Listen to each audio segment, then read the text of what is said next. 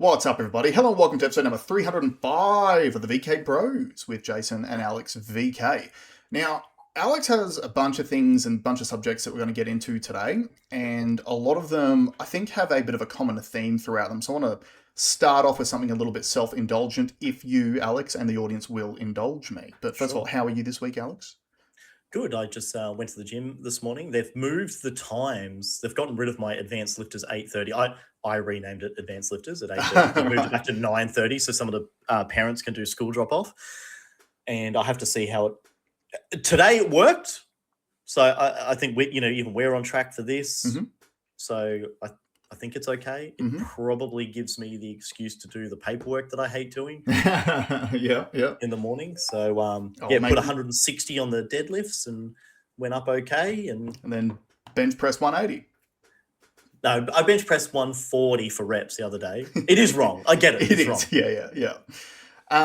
Look, in a bit of a similar vein to this. So the thing I want to start off with is I want to have a brief discussion about mindset and how your mindset literally controls not only your response to things, but also your whole life. Absolutely your whole life. So, personal story. Last week we recorded the show on Thursday, and I believe I mentioned about I was making my triumphant return back to men's C grade Div 2 social basketball on Thursday night, coming back from a long-term plantar fasciitis injury. And so I played that game, and it could not have gone any worse. We lost to a team which is far inferior to us. I re-injured my plantar fascia way worse than it has been injured since the beginning of the injury a few months ago. And to make matters worse, because it's on my left foot, because I played through it, right? This is a bit of a mindset thing. I played through a bad injury. I just did what I could do around it, pushed through it.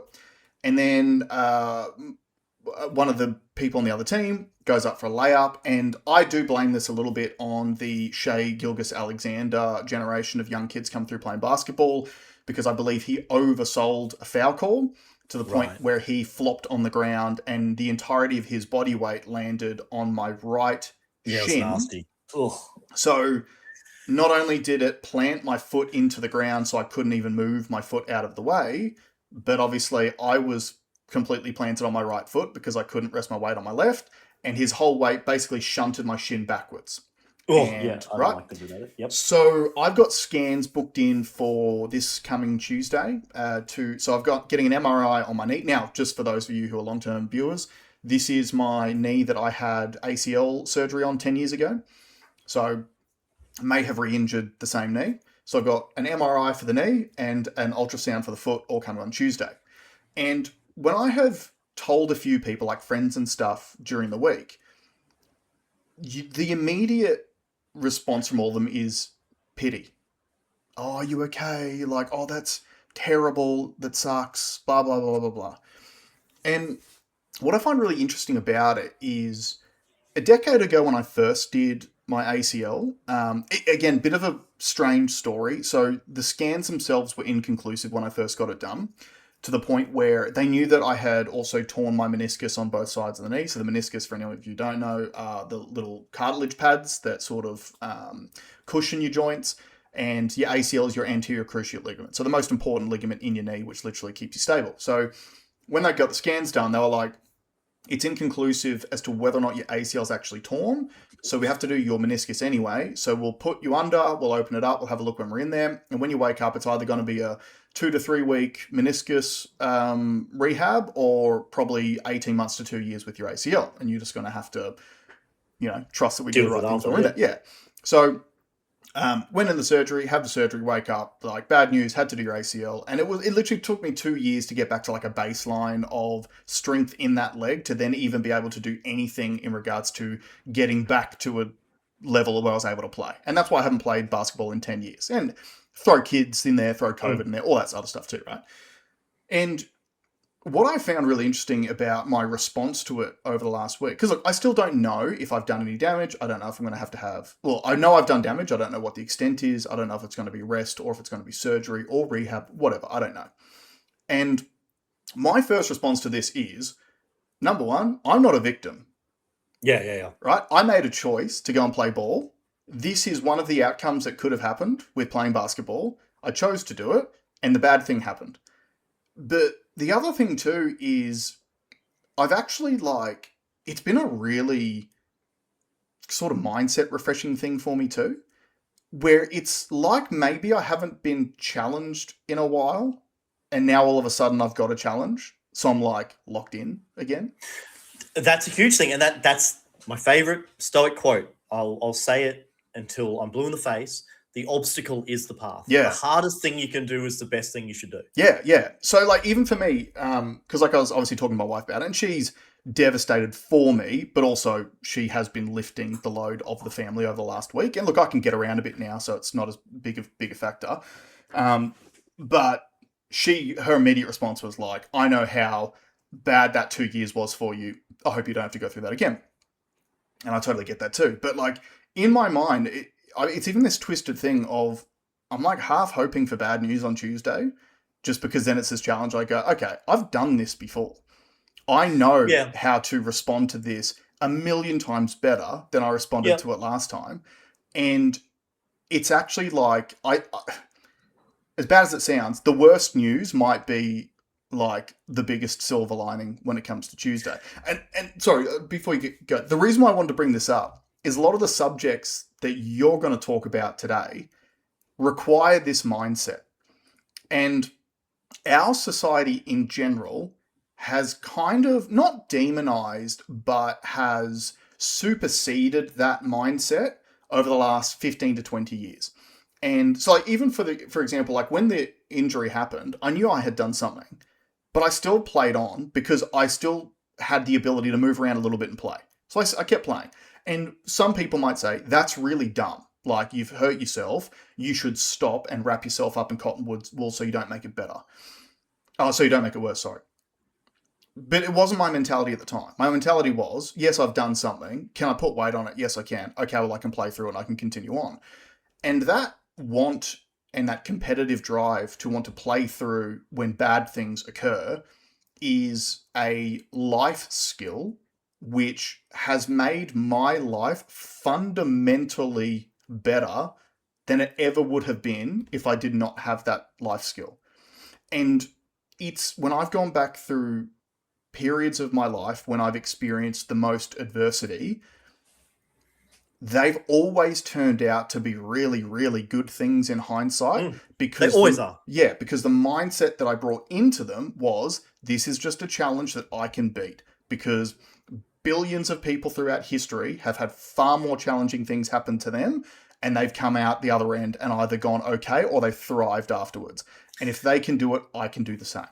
Yeah, I think the issue is, and I know because I've dealt with people in my friendship group who have made the mistake of this sort of narrative, which is a yearn for comfort. Yeah. The aspiration for comfort. And I tell them, you think that's what you want, but it's not. Mm.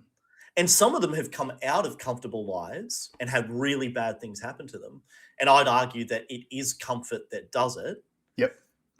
And I think it's more specifically a male trait than a female trait.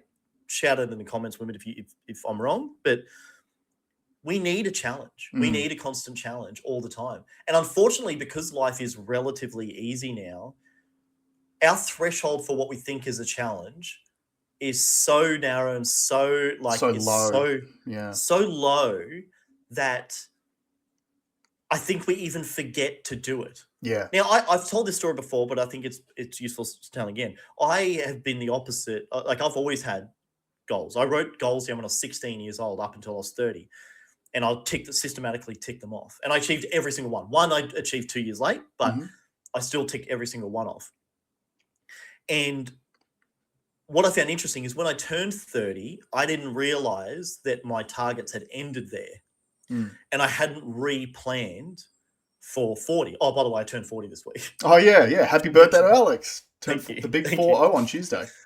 Yeah. So I hadn't reconfigured or recalculated where my energy was going to flow for the next decade. And for 2 years, I literally squandered life. And when I say that, I couldn't tell. I know where I was, but I couldn't tell you what I did because Yeah. I'm pretty sure I did nothing. I just worked. I probably just went through the motions. I Mhm. didn't think my relationship was very good. I don't think my work was very good. I know my health wasn't very good. It was just a nothing, an absolute nothing couple of years. And it wasn't Mm. until I turned 32, I went, oh, I don't know where to focus. I don't know Yeah. where to place my energy. So I'm literally just reacting to things that happen in the day. So I got out my diary and I wrote down these some of them ultra ambitious Yeah. targets on there. And now I'm like, and from that moment, it re-energized me. I'm in way better shape. I've got way sharper focus now. Mhm. Now I've actually started a thing which is the next level of it because I'm a fiend for this consciousness stuff. Mhm. I'm writing a journal from the future. Interesting. So I've done this exercise before, and I think I spoke about it on the show that when I was cleaning up my office, I found a book from 2018 where I had done this exercise with this course that they put us on, and basically it says put yourself 2 years in the future and talk about what you've achieved, right? And out of like the 4 things I'd listed, I had achieved 3 of them. Yeah, right. And the stuff that I wrote down. So I was working for dealerships back then. I had no intention until COVID hit. I had no intention of going to business for myself. My work career was going pretty good, right? But I had written, be more independent, take more ownership of my own life, have my own business. Mhm. I also put in there Bitcoin, Yep. buy Bitcoin 2018, and work a 4-day work week. So, and then I look back and I'm like, oh shit, I've done that. When was it Like that you wrote down to own a Ferrari? When I was 16. Yeah, because that was one of them too, hey? That's the one I got late. Mm. That's the one that came a little bit late. But and the only reason why I could have, I was in a position when I was 30. It was the last one because it was a ridiculous one. There was, but by 30, I was supposed to have bought my first Ferrari, and instead I bought another house. Yeah. But I had and I'm actually kicking myself because I think the Ferrari back then was a better investment than the house. It probably was, yeah. Yeah, in hindsight. Yeah. But look, So- you'll never know, right? So what I would challenge you with, and I totally agree with what you're saying. I think there is this absolute challenge there. Make it more tangible by writing it down, and write it down from what you have achieved in the future. Yeah, that's a really good way of putting it. Really good reframing. Right? Yeah, I'll do that. Because what I think a lot of people do with journaling, I think journaling is very powerful. But if you're not good at it, you tend to journal in the negative sometimes. Yeah. And you might not even notice yourself doing it. But unless you're like writing a gratitude diary, it's very hard sometimes.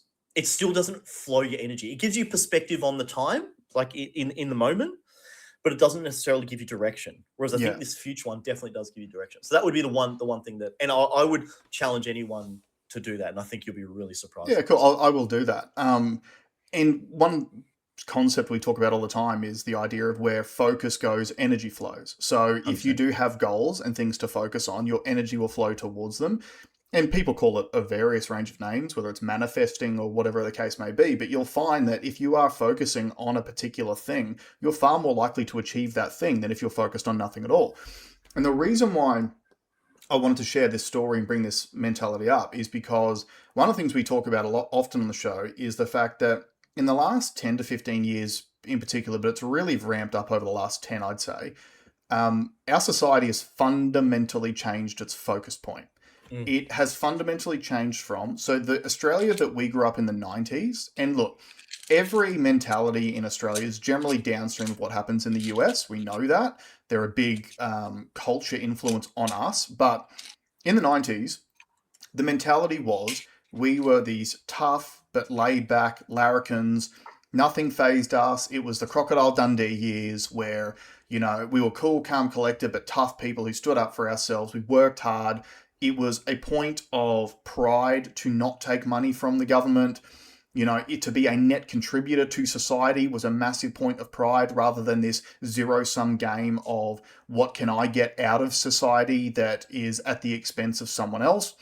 And That's completely shifted to the point where really the last 5 years in particular, our society in the West in general, but particularly in Australia too, has kind of become the victimhood Olympics, where everyone seeks to position themselves as the highest level of victimhood status Yeah. to essentially shield you from the fact that you've never amounted to anything or you don't have the things that you want. And the reason why that's so insidious is two main reasons. But the number one reason for me is because if you approach life, there's two different ways that you can approach life. So, like, my response to me getting hurt at ball last week, that was my fault from a decision I made. I had agency. Yep. I made the decision. The negative result happened. It may not have happened, though, right? And it won't stop me from doing similar decisions in the future because I know I've been through and bad things happened. I've dealt with them and I'm capable of coming back and improving from it.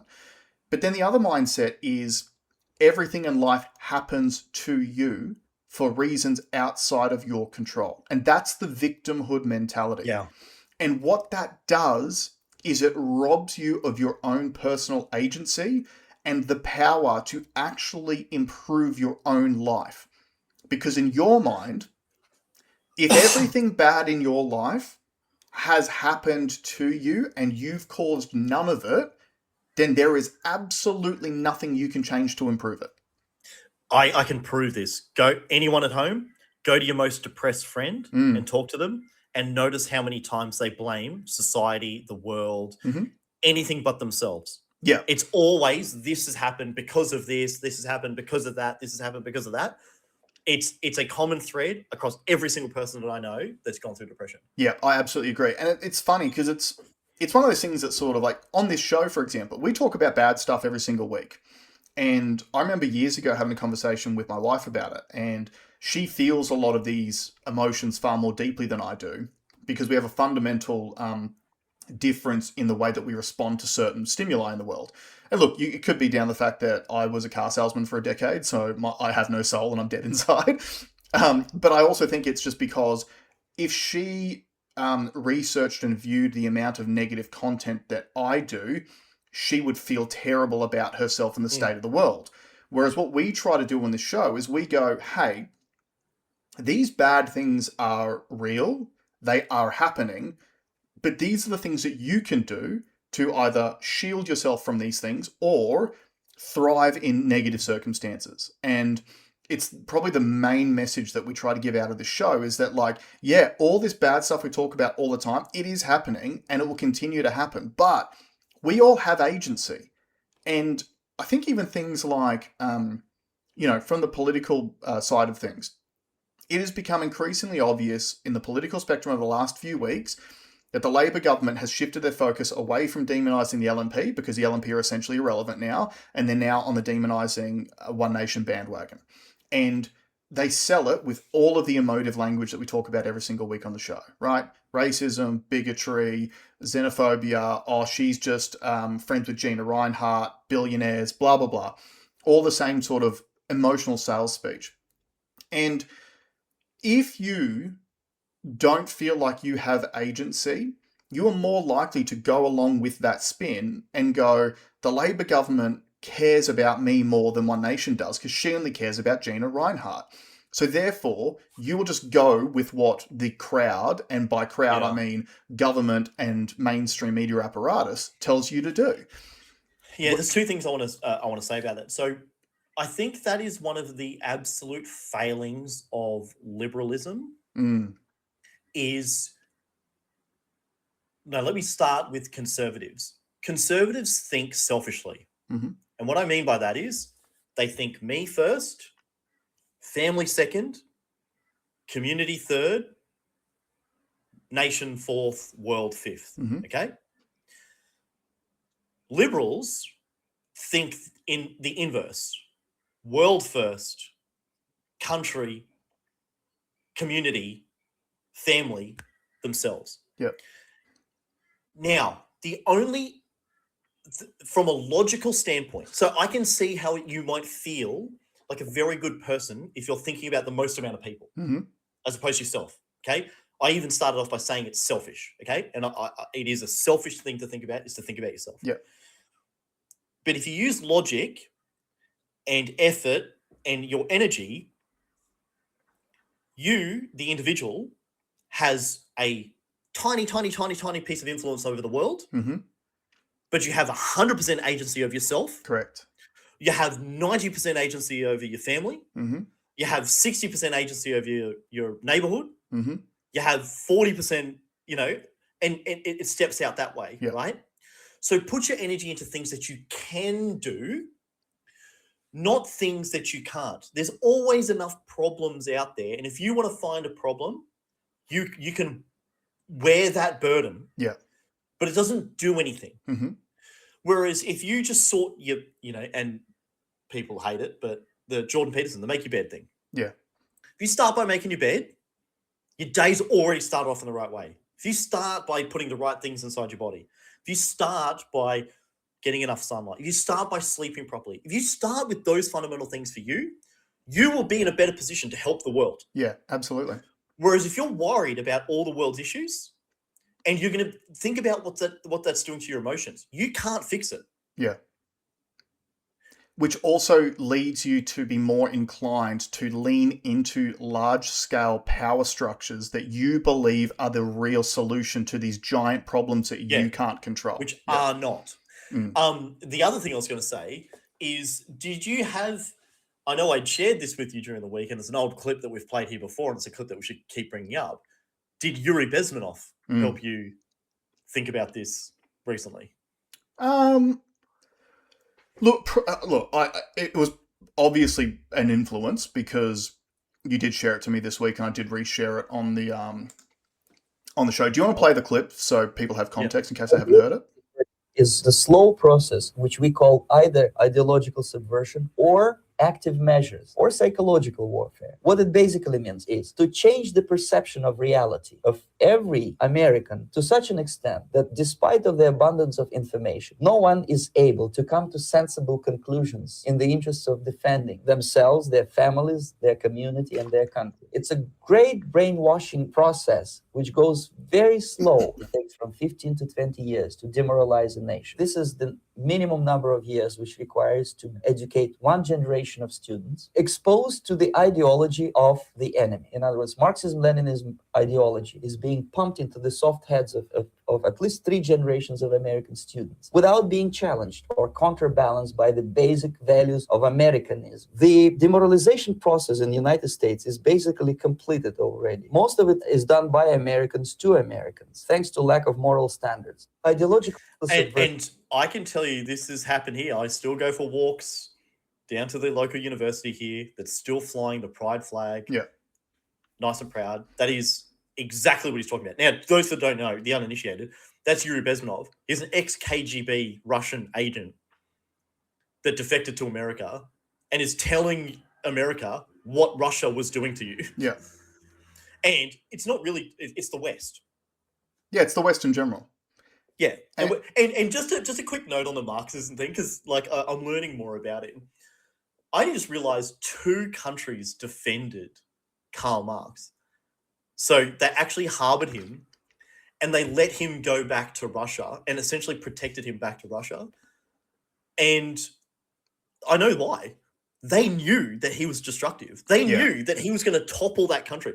The Germans helped him and the Brits helped him go back to England. That's how dangerous that ideology is. That whatever they've got going on there now. Tsar Nicholas was the Tsar at the time, the leader of Russia at the time, and Russia was a superpower then. Yeah, go. We'll take you over there. We'll protect you. Go back there and start, talking your truth, Carlos. Yeah. Get in there, because they knew what it was going to upset the entire country, and it did. Yeah. Yeah. And look, we're experiencing it right now. Like, hey, it's June. Happy Pride Month, Alex. So, we think about this all the time, right? I've not seen anything. So we're day 5. I've seen 0. Okay, I have. It's not as big this year as it has been in previous years. And I believe that one of the reasons, again, downstream from the US, under the Democratic government, the Biden administration, it was gigantic. It was everywhere. It was on every sporting event. It was being pushed literally from the White House.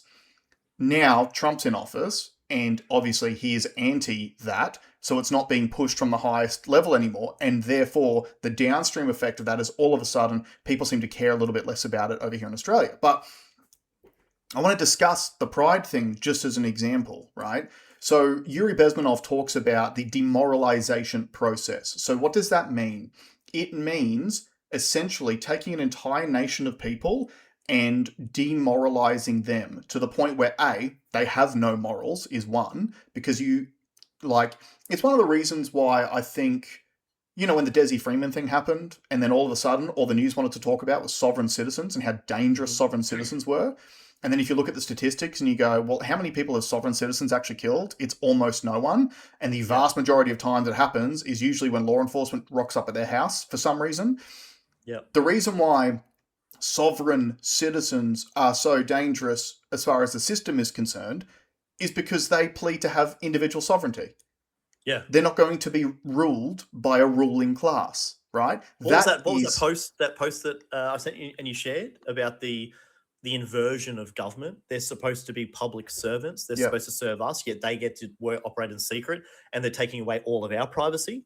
Yeah. It should be the other way around. The government should know nothing about us, and we should know everything about them. And the only reason why our society in Australia accepts the way the government is operating at the moment is because we have been demoralised as a nation. And demoralisation comes from a range of things. One of them is the white guilt campaign, which continues to take root in this country. And I'm not saying this because I'm a white supremacist or anything like that. What I'm saying is the whole idea itself is counterintuitive because it's being pushed by organizations like the ABC, for example, right? The ABC is essentially a far left propaganda machine now, has been for many, many years. It's not supposed to be. It's supposed to be balanced. It's literally in their charter, but it clearly is not. And the ABC will constantly talk about how, one nation is racist because they're anti-immigration. And they completely leave out the fact, the nuance of it, which is they are anti-mass immigration into a housing and cost of living crisis, right? So you leave the nuance out and you just get the rage bait going. But at the same time, it's like the ABC, every single time it's Australia Day, will be talking about how it's Invasion Day and how, when white settlers came to Australia, bad. But when far more people from various countries around the world all come into the country at the same time during a cost of living and housing crisis, that's good, depending on which color they are. So it's this whole idea of reverse racism, right? You can't be racist against white people because white people have a privilege, quote unquote, but any white person who advocates for themselves, you can paint them with the brush of being a racist or a bigot. And we only accept that as a standard in this country because we have been sufficiently demoralized over a generation. That's actually a great segue to, I've got one quick note and then we'll get into the actual topic. Cool. So I was listening to a Senate hearing, and there's just one line that I wanted to bring up. That the entire thing, I've got nothing of value out of any of the Senate estimates hearings lately. It's just people arguing over semantics, and it really annoyed me. But here's one thing that was said by Labor. Okay. And I don't even need to tell you the context of the argument because this in isolation, I think is more than enough. In the budget, they are going to increase property builds by 400,000 homes over 10 years. Mm-hmm. That's what they wrote down. Right. Now, Jason, how many migrants do we bring in a year? Well, the number of net overseas arrivals in the last 3 years has been 1.4 million people. Okay, and what are they saying it's going to be in the future? Well, they increased the number by about 55,000 per year. So it's already, as we've covered before, every day since the Labor government took office, they have brought in net 1,400 people per day. And they're apparently increasing that number by about 55,000 in the forward estimates. So it's about 350,000 people? Yeah, that's roughly what the number will be. But again, that's the number in the budget. They've also overshot migration every year compared to their own forecast in the last 3 years. Yeah, sure. Almost irrelevant because I'll say my stat again. I'll say Labor's stat again. Yeah. They're going to increase. They've got 400,000 homes planned to be built over the next 10 years. It's 40,000 homes per year. So they will almost reach their capacity for 10 years worth of house building in 1 year. Yeah. So even using their own metrics, and they're the ones saying there's, it's not immigration, it's not. Supply and demand still is a thing. Do I believe it's the whole reason why property prices grown to the way it does? No. But using their numbers that they quoted, there is a shortfall of heaps. Hundreds and hundreds and hundreds of thousands of homes. Well, even just look at like the way that the budget was sold originally, and look, we'll get off the budget in a second, guys, too, because I know you're over it. But like, we're talking more about the sales pitch rather than the budget itself. But the sales pitch was, we're doing this for intergenerational fairness and to make it easier for the young people to get into a home. And yet, the same budget papers say that due to their changes to the tax system, it is going to result in 35,000 fewer houses being built, and they are upgrading the migration number by 55,000. So less houses, more people that we need to house. And again, it's not a question of where these people come from. It is a question of basic infrastructure. Do we have enough or not? I think the average Australian would argue we do not have enough. So by building less houses and bringing in more people, how does that help young people get into housing? It can't help. It can't. Okay. But this is the demoralization thing that Yuri Bezmenov talks about, right? This data does not matter to the majority of people who have been demoralized. Data no longer has any value or anything to them. You cannot change their minds. And I saw another thing about that, which was a study that shows you are incapable of changing someone's mind with data and stats if that person you're speaking to has made their stance their identity. Correct. Yeah. And I think that's what so it's something I've noticed, and hopefully I'll get the opportunity to raise it at the gym coffee tomorrow, because I like setting these people traps, right? Because I can think more than them. I'm smarter than them. I'm older, right? Wiser. I care about this stuff more. I am a salesman. Salesman, this is what we do. We have a plan of how we're going to orate things. Yep. And the thing I want to get across is they have freely admitted on multiple occasions that they don't know enough about the subject matter, and yet they are so adamant, I can't be right. So the sign of intelligence is someone who's willing to accept new information and then update your thinking based on new data. Update your thinking. Yeah.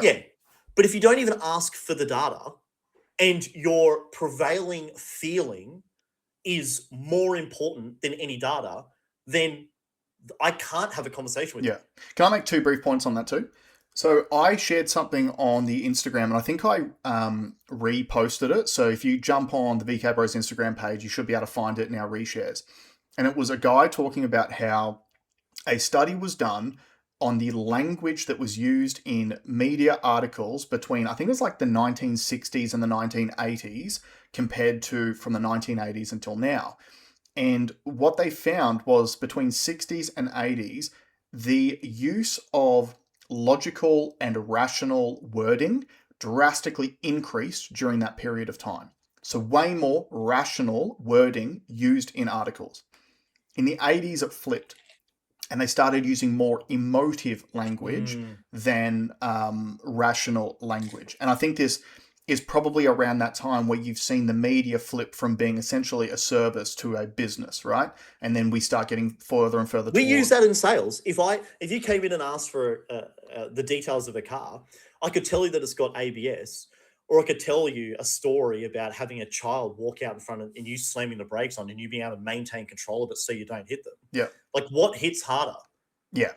Story hits harder. You put them in the story. That's right. Yeah. And what I found really interesting, because this mirrors something we've discussed on the show before, he said from 2007, the use of emotive language absolutely went to the moon. It completely rocketed off. And what we have covered on the show in the past is, so around 2007 was when the GFC hit. the global financial crisis. A global financial crisis which wrecked average citizens all across the West due to misconduct from the big banks. That's essentially what happened. So in 2007, all of a sudden, the media, who is largely invested in by these large banks, hedge funds, big financial corporations, started using more emotive language. But the other thing too, we've also covered previously, they also started talking about racism a lot more from that moment on. So in other words, if we were living in a society during the GFC, which was based on logic and reason, you would have looked at the data and gone, this entire crisis was caused by the banks. We need to hold people high up in the banks to account. People need to go to jail, and the laws on the banks need to change. But instead, we bamboozled people with emotive language about racism and everything else. Subprime mortgages were the problem. Everything other than what really caused the problem. And now we are almost 20 years removed from the GFC, and we're essentially about to go through the exact same thing again because nothing changed during that time. But I want to give you another example too, because I went full boomer yesterday, and I posted on a Facebook post by the Australian unions, right? And their post was this: wage earners can't split their income or defer their tax. So why should business founders get preferential treatment? The answer, of course, is that they shouldn't.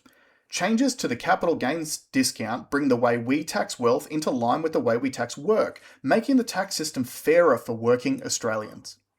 Right now, remember, this isn't the Labor Party page. This is the unions. Yeah. Who do the unions represent, Alex? Labor. The workers. Well, yeah. Right. Well, you said the correct answer. Yeah, but they're supposed to represent the workers. And so I posted on it saying, so how about advocating for tax cuts for your workers rather than increased taxes on their investments? And they responded, tax pays for schools and hospitals, Jason. The key is to be making those who can afford to pay their bit too. So again, you have an organisation which was fundamentally set up based on the lie that they were there to represent workers. They're not representing workers at all. They're literally saying workers already get wrecked on tax, so let's just tax investors too to the same level. Fuck everyone. Well, now I'll say one thing and then we can move on to the next subject, because this is a controversial thing, but us money people realise. Jason, why do you need to tax at all when you can just print money? Mm-hmm. So in the budget, they're going to come up with a $3 billion deficit. How about you just don't pay taxes and come up with a $700 billion deficit and just print it? Well, yeah, exactly. But it's twofold. Number one, don't answer it. You can't answer it. Oh, I can answer it. Because you're going to get into it. The broader topic is it's all a scam. Yeah, the broader topic is it's slavery. Yeah, 100%. They need you to go to work on Monday so people can make money and have power. That's the segueing into the big news for the week. And you said something before, which was the white guilt thing. Yeah.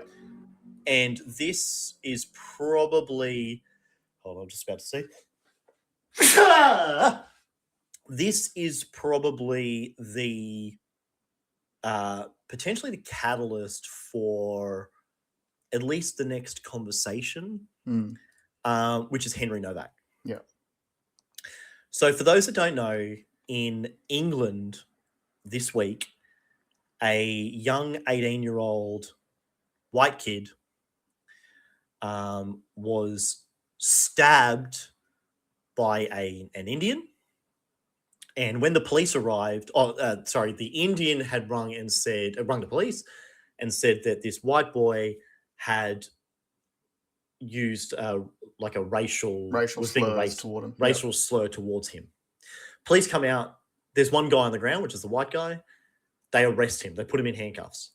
The white guy says, "I've been stabbed." The cops go, "I don't think you have, mate." And then he says, "I can't breathe." And then he dies. Yeah. Okay. Now, this is essentially the reverse George Floyd. Yep. For those who don't remember, George Floyd was America. He was arrested and was pinned to the ground, and a police officer had his knee on his neck. He said the same thing, "I can't breathe." He died. Yep. Okay. Some of the biggest riots in American history happened in the wake of this. Black Lives Matter started. It was the Summer of Love when they burned down cities all across America. Yeah. Black Lives Matter was a huge, huge, huge event. Yeah. Now, this is racially, this is the reverse of that. Yeah. Now, I want to first start out by saying, and Jason and I have discussed this before, but I do want to start by saying I feel bad for the police that were there. And did they make the wrong decision? Absolutely. Mm-hmm. Will they have to live with that for their entire lives? Yeah. And I reckon that's punishment enough, right? But I actually blame the system of two-tier policing that forced those police to make the wrong decision. Yeah. And what I mean by that, there's a memo that's circulating now that talks about the crime statistics and how it is demographically, it is unequal. Therefore, we have to take different judgments on ethnicity when we're making arrests to try and bridge this gap. Yeah.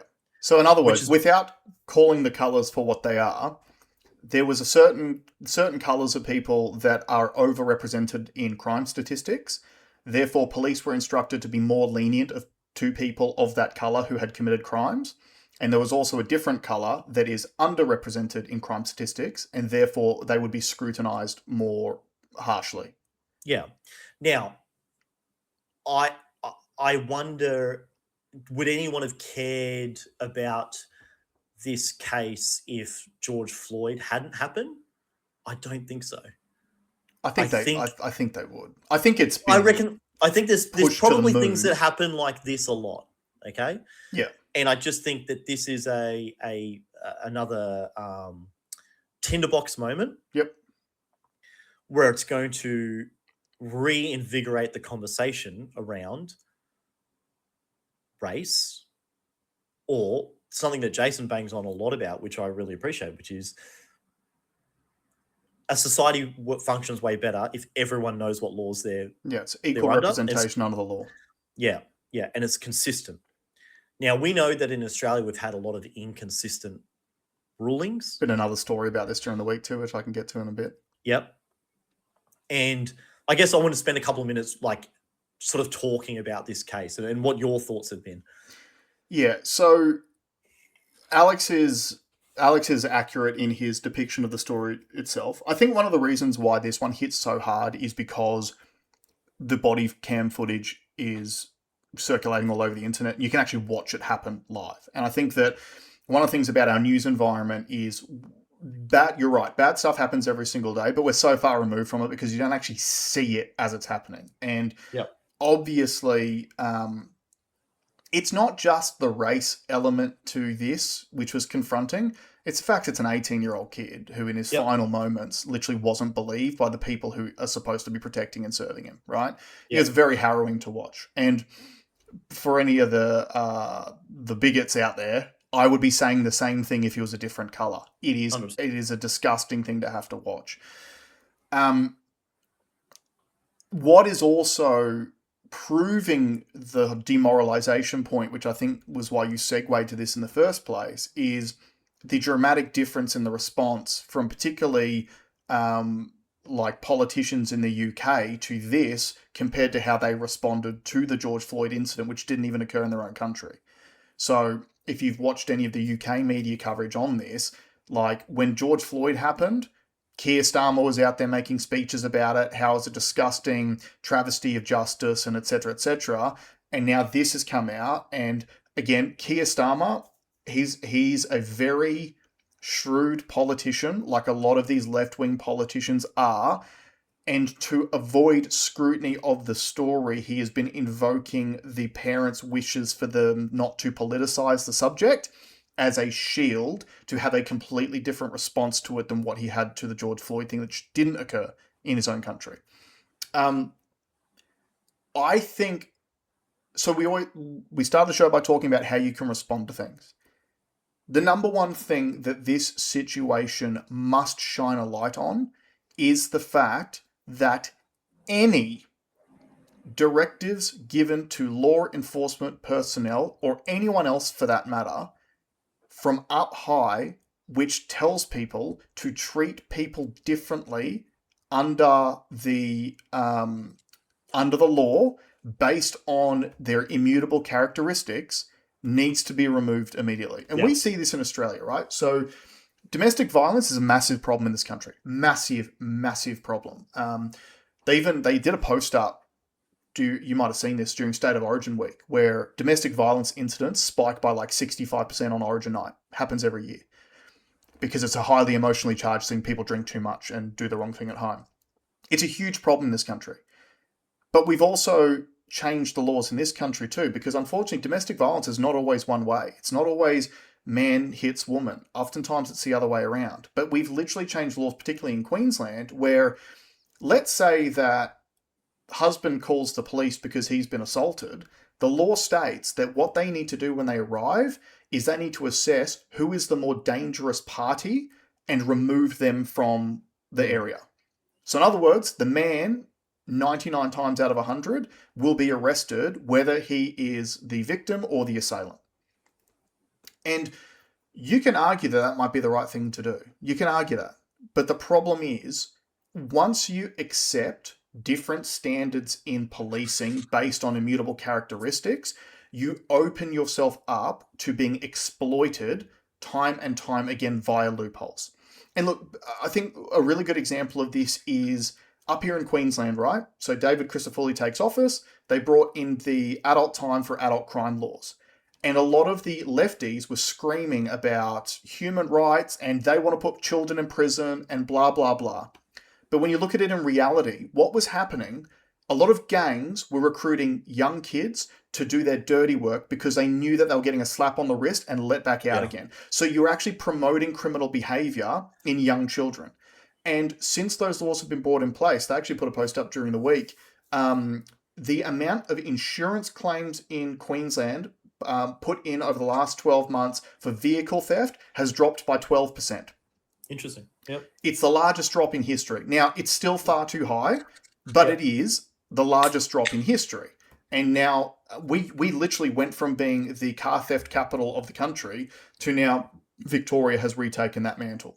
So it just goes to show you that applying the law equally can actually have positive consequences throughout society. You're actually discouraging young people from committing criminal acts because they know if they get caught, they're going to get done the same as an 18-year-old would. I think it's even simpler than that, which is we keep on making new laws, but we don't need new laws. We just need the old laws to be enforced properly. Yep. That's it. And everyone, so it is one of the great things that has come out of our colonization, right, is the rule of law. Yeah. Okay? It is a very British thing. And if we all know the rules that we have to abide by and the law is consistent, then we can live in a cohesive society. Yeah.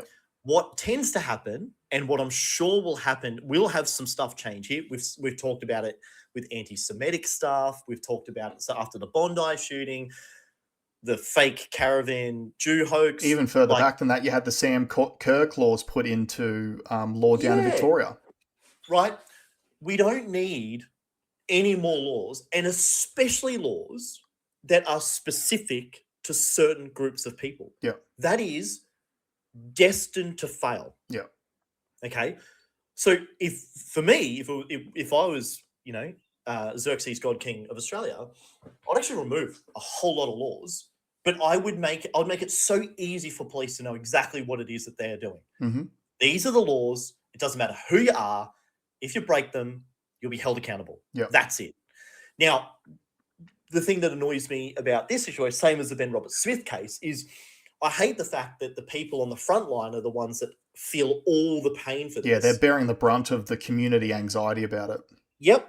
And also politicians will say, all the power structure will find these guys as patsies and they will crucify them. Yep. Yet someone wrote that memo and sent it out to tell them to do that. Yep. Essentially to tell them, to give them license to do what they did. And that person's never going to be questioned. That person's never going to be held accountable. And even if we find out who that person is, they'll probably just be allowed to resign and retire on a pension. The Ben Robert Smiths of the world who were sent on false pretenses over to fight on bullshit things are now the ones who have to bear the brunt. It's completely upside down. And I do think, this is me just thinking out loud, that's part of that demoralization. Why would you want to be a police officer if you're going to be criticized like that? And especially like when they were just doing what they were trained to do. Yeah. Right? So because they did what they were trained to do, as per that memo, their careers are over. Yeah. Yet the people who make those rules will get away scot-free. Yeah. We saw the same thing in the US during the Biden administration when there was a memo sent out to police all over the country talking about essentially cracking down on white Christians that were going to PTA meetings, like parent-teacher meetings at schools, who were voicing their concerns about some of the like transgender content in children's books that were in their libraries and stuff like that. And this memo literally said that these people are classified as domestic terrorists. We had it here. Think about after Bondi. We raised it on the show. We showed what's the Mike Burgess from ASIO. ASIO. Yep. 6 months before, he said our focus is white nationalism. Yeah. And then the biggest terrorist attack that's happened since fucking Port Arthur. Yep. Was the opposite of that. That's right. So they were looking in the wrong direction. Whereas in my world, where you're not drilling down to these protected classes, right? And you're looking at broad what the law is supposed to be, we might have flagged that people that went over to a country with known terrorist links, we might have had a closer look at them instead of focusing on something that hasn't done anything. Yeah, and getting back to what you started this off with the Yuri Bezmenov thing and the education system, part of what we are feeling right now is activist judges in the judicial system. And again, so this goes back to like what you're saying about how blaming the cops for all these crime problems. Well, I feel bad for the police, particularly in Australia, who keep arresting these people for doing the wrong thing. And then activist judges go, well, actually, this person has this sort of ethnic background, therefore they don't know any better. Slap on the wrist, don't do it again. They let them back out and they literally reoffend within the same week. Happens all the time here in Australia. And that's part of that demoralization campaign that has been waged on the West for decades. And we are now experiencing the inevitable downstream effects of that. And the only way that you can fix this, you're not going to fix this by talking to people about it. You're going to fix this by taking personal agency and not allowing your mind to be corrupted by these forces. And the way that you behave will become like Yuri Bezmenov said it in another clip. It takes 15 to 20 years to demoralize a nation. It takes another 15 to 20 years to fix it. So it's on people like me, right? I'm not a slave to those ideologies. I've got children.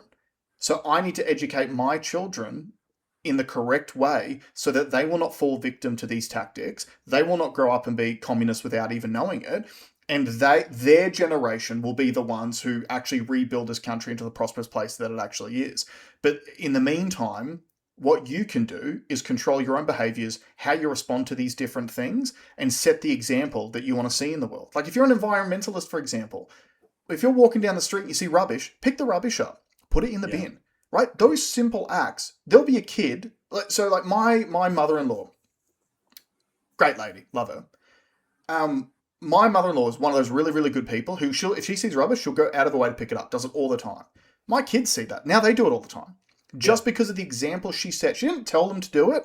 She just did it and they copied her, and they feel good about when they do those things too. And that's the way that you essentially rebuild this nation into the prosperous place it should be. It's the making your bed. Yeah. It's the small things that you do on an everyday basis that make the world a better place. Yeah. And I think that was a really good example. And I think if someone had listened to the conversation we just had, we never talked about race. Yet we talked about the problems that have happened from a rational point of view. And the solutions that we gave were not race related. Yeah.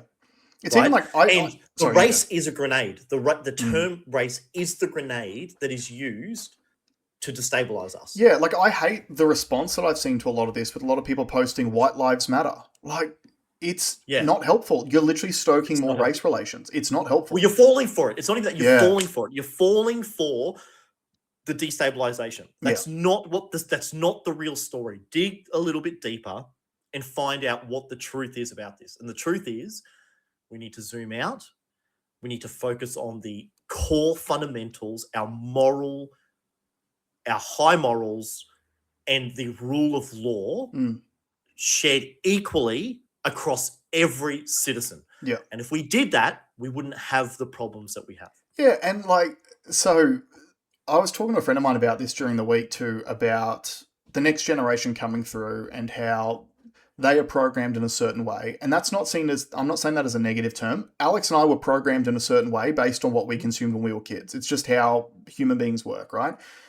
And we grew up in a world where particularly boys, like a lot of the media we consumed as kids was like The Simpsons, so pretty inappropriate humor, South Park, Family Guy, American Dad, and the Australian, not cartoon, but sort of equivalent of inappropriate humor was Fat Pizza and Swift and Shift and all those different shows, right? Yeah.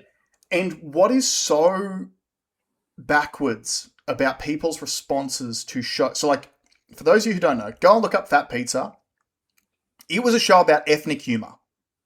Yeah. They took every stereotype from every race or ethnicity that was in Australia at the time. They threw those characters into the show and they made magic out of it. Yeah. And the reality was we all laughed together.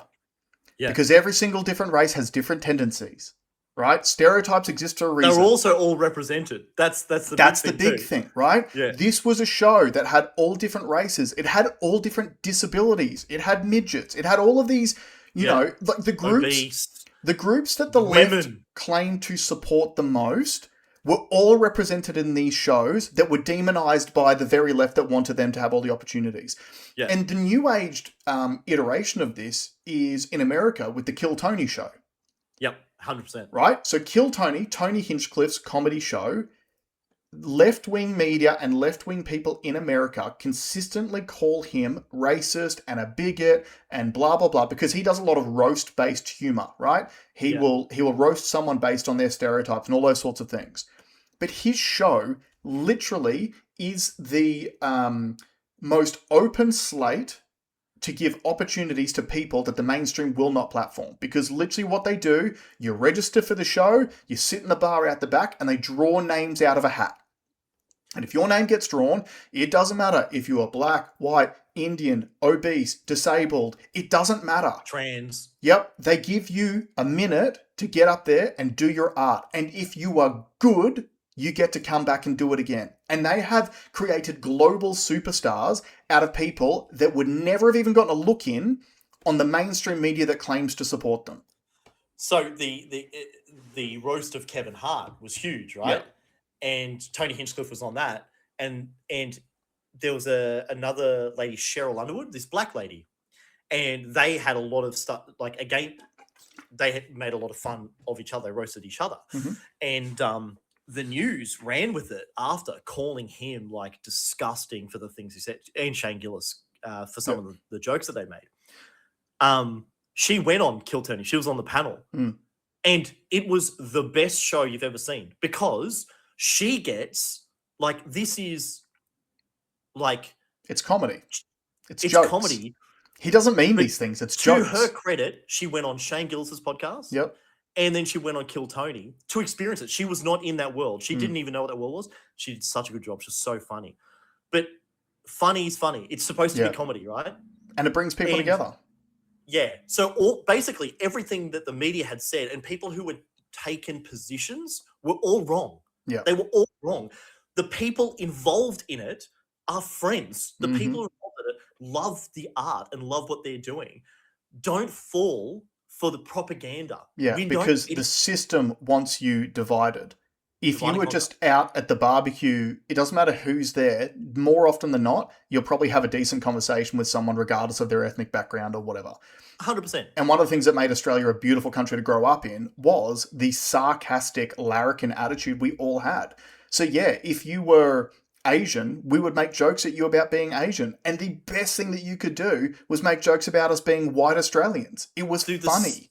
The Sushi Mango guys playing like the wog, the traditional wogs, and then teaming up with, what are the brothers? The